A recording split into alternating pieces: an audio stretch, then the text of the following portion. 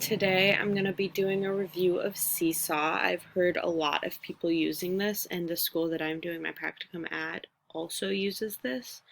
From what I've read outside of what I just experienced and from what other people have told me, you're able to grade things and do progress reports with this. Like there's a progress thing here.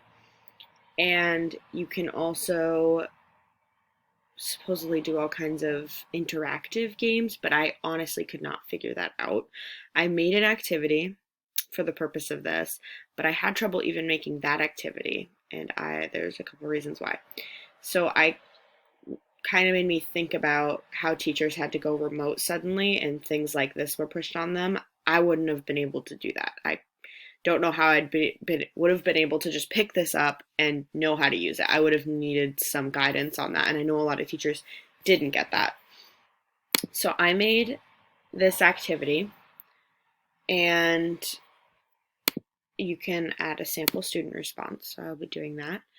And in my directions that I typed out, which will show up right when the student opens this, is that they are going to subratize these numbers by looking at this, knowing that it is 2, and then counting if they need to, and then circling the corresponding number next to the 10 frame. It says to use their pen and to circle each number.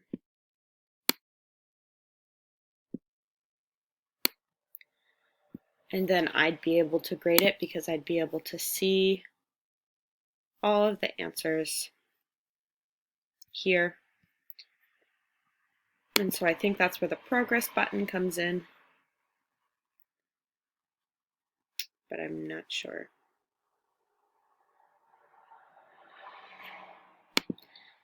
So something I was kind of thinking when I did this was that, oh, I could have a blank spot next to ones and have them drag a number to the blank spot 1 through 10, but I don't think there's a drag option. And I was just thinking for kindergartners, you could have them type the answer or you could have them circle it, but both of those require them to read the number on their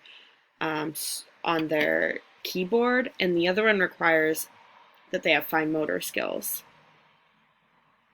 Yeah, so I guess there's a payment service for the progress, which I'm assuming schools pay for. But if you are not doing this through your school, if you chose this on your own, then I think you would have to pay for it.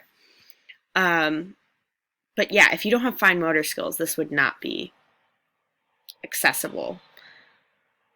I could see you doing both using this and using your classroom, so having multiple means of representation with this, or using this as a route to create free activities for your students to print out. And that is one thing I think is a strength on this. It's almost like teachers pay teachers kind of activities, but they're free. And there's this like community built in, because if you go to the activity library to everyone else's activities, you can search by these, but there's also all of these. And these are just pre-made activities with directions. And you can use them on here, or you can print them out to use them with students. I think that's a really great aspect of this. And there's emotion, like social emotional skills, foundational skills, and then like Halloween themed things. And even when I kind of searched through these for inspiration, and they're really cool, but I couldn't really find how how to make a drag assignment, which I know you can do on here somehow because I've seen it done before, but I really could not figure that out. Other than that, there is no payment needed to make an account. It's completely free. And just going back to those assignments, at the bottom of each assignment, you can see who it is accessible to. So this one says compatible with Chromebooks, computers, iPads, iPhones, Android tablets, Android phones, and Kindle Fire. And you can assign this to your student, or you can like it and save it for later to print or what have you.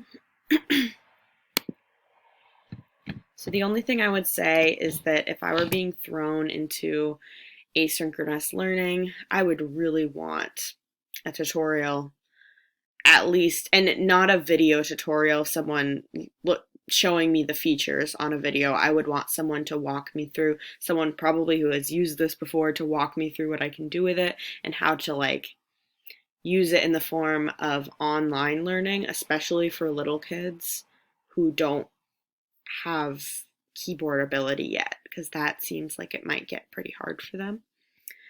Other than that, I think it's a really cool platform, and I would use this. If I knew how to use it, I would use it.